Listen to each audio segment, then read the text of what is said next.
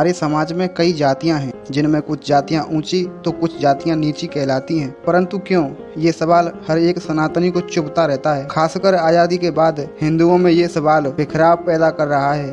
साथ ही जातिवादी राजनीति के कारण हिंदू समाज और ज्यादा खंड खंड हो गया। सभी जातियों में चमार जाति का नाम सबसे ज्यादा सुनने में आता है। इसका कारण यह है कि इस जाति को नीच और अछूत की उपाधि हमारे ही समाज ने दे दी है। हिंदू धर्म ग्रंथों के अनुसार सभी इंसान ब्रह्मा जी ने उत्पन्न किए हैं, इसलिए सभी बराबर हैं। यहाँ तक कि किसी भी धर्म ग्रंथों में किसी भी जाति का कोई उल्लेख भी नहीं मिलता। आखिर क्यों और कब से जातियों का विभाजन हुआ? आखिरकार चमार जाति को नीच और अछूत किसने घोषित किया? आखिर क्या है चमार जाति का असली इतिहास, जानेंगे इसी वीडियो में। दोस्तों, अगर आप एक हिंदू हैं तो आपका धर्म बनता है कि आप इसके असली इतिहास को जानें। इसीलिए आपसे निवेदन है कि यह वीडियो अंत तक जरूर देखें। तो सबसे पहले प्रश्न की अगर बात करें कि आखिरकार जातियां ऊंची और नीची क्यों कहलाती हैं, तो इसका एक लाइन में सीधा सा उत्तर है कि प्राचीन काल में जातियां थी ही नहीं, तो इस पर ऊंच और नीच का तो प्रश्न ही नहीं उठता।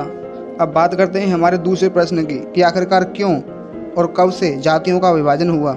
महाभारत और रामायण पढ़ने पर हमें पता चलता है कि प्राचीन काल में प्रमुख रूप से देव, दानव, राक्षस, यक्ष, गंधर्व, किन्नर, नाग आदि जातियां थीं। प्रारंभ में धरती के सभी महाद्वीप आपस में जुड़े हुए थे।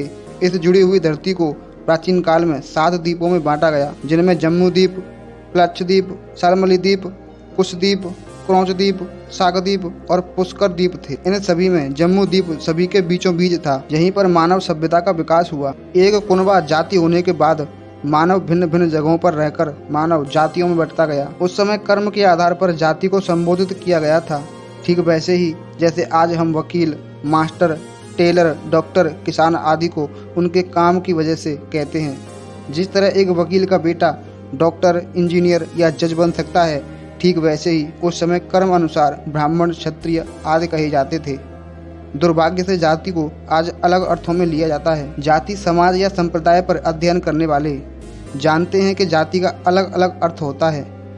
आज हम जिसे जातिवाद कहते हैं वो दरअसल दुनिया के सभी पंथ मजहबों में विद्यमान है और ऊंच और नीच की भावना सभी पंथ मजहबों में है। आप लोग स्वयं समझदार हैं। यहाँ पर मैं आपको ये बताना जरूरी नहीं समझता कि गैर हिंदू मजहबों में कौन सा समाज खुद को ऊंचा मानता है। व्यवस्था की आड़ में सनातन धर्म को तोड़ने का कुचक्र बड़ा है। सैकड़ों वर्ष की गुलामी के कारण भी इतना जातिवाद नहीं था जितना कि आज़ादी के बाद इन 70 सालों में देखने को मिला है। शुरुआत में हम सुर असुर में बटे, उसके बाद वैष्णव और श्रेयों में, उसके बाद ब्राह्मण और शूद्र में बदलकर धर्म का सत्यानाश कर लिया। इस दौरान लोगों ने अपने वंश चलाए और वो समाज में बदल गए। वास्तव में इन सभी का धर्म से कोई लेना देना ही नहीं है। तो मित्रों, अब बात करते हैं तीसरे प्रश्न की कि आखिरकार चमार जाति को नीच और अछूत किसने घोषित किया। मित्रों, आज के समय में जिनको चमार कहकर बुलाया जाता है, प्राचीन काल में इनका कहीं भी उल्लेख नहीं है। ना ही प्राचीन काल में इस शब्द को कहीं पाया गया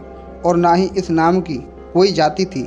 चमार शब्द का प्रयोग सबसे पहले सिकंदर लोदी ने किया था। दरअसल मुगल आक्रांता जब हिंदुओं पर अत्याचार कर रहे थे, हिंदू धर्म के नाम पर उन पर दबाव डाल रहे थे, तब चमार कहलाने वाले इन्हीं लोगों ने सबसे पहले मुगलों को करारा जवाब दिया था और उनके खिलाफ आवाज़ उठाई थी। उस समय सिकंदर लोदी ने इन लोगों को दबाने तथा इनको नीच बनाने के लिए इन्हें गिरफ्तार करके चमड़े के काम में धकेल दिया था और उनका अपमान करने के लिए पहली बार चमार शब्द का प्रयोग किया। अब बात करते हैं आखिरी प्रश्न की कि आखिरकार चमार कहलाने से पहले ये लोग आखिर थे कौन और क्या है चमार जाति का असली इतिहास। तो मित्रों, सच तो यही है कि जिन्हें हम नीच जाति का कहते हैं और चमार कहकर संबोधित करते हैं, असल में वो चमर वंश के क्षत्रिय हैं। जी हाँ मित्रों, आपने सही सुना। डॉक्टर विजय सोनकर शास्त्री ने एक पुस्तक लिखी थी जिसका नाम है हिंदू चर्मकार जाति। इस पुस्तक में उन्होंने चमर वंश के विषय में विस्तार से लिखा है। यही नहीं, महाभारत के अनुशासन पर्व में भी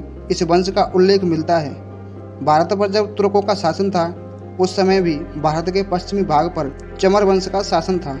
उस समय पश्चिमी भारत पर राजा चमरसेन का शासन था। डॉक्टर विजय सोनकर शास्त्री जी के अनुसार राणा सांगा व उनकी पत्नी झाली रानी ने चमर वंश से संबंध रखने वाले संत रविदास जी को अपना गुरु मानकर उनको मेवाड़ के राजगुरु की उपाधि दी थी और उनसे चित्तौड़ किले में रहने की प्रार्थना की थी।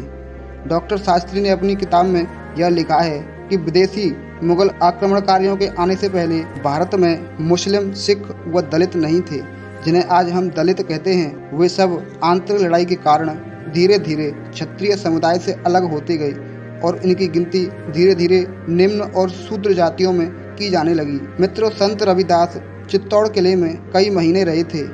उनके महान व्यक्तित्व से प्रभावित होकर कई देशों ने उनको अपना गुरु माना था। उसी का परिणाम है कि आज पश्चिम भारत में बड़ी संख्या में लोग रविदासी हैं। यही नहीं, राजस्थान में चमार जाति का बर्ताव क्षत्रियों जैसा ही है।